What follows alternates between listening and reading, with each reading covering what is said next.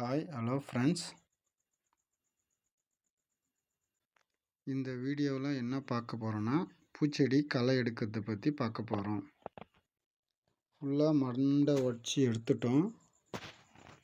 உடைச்ச மண்டையை தனியாக எடுத்து போட்டுட்டோம். மண்டை எடுத்து அங்கே போட்டிருக்கோம் ஃப்ரெண்ட்ஸ். இந்த மண்டை எடுத்து போடுறதுக்கு ஒரு நாள் ஃபுல்லாகிடும். நான் வேலை இருக்கிறதுனால அது ஒரு 2 நாள் இல்லை 3 நாள் ஆயிடுச்சு எனக்கு.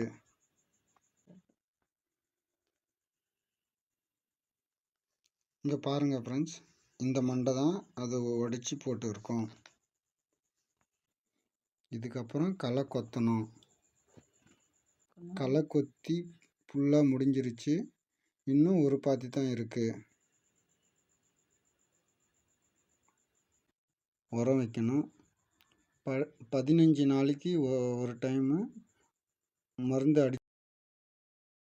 மருந்து அடிச்சுக்கினே இருக்கணும். களை எடுத்துட்டோம். இதுக்கப்புறம் தண்ணி பாய்ச்சணும்.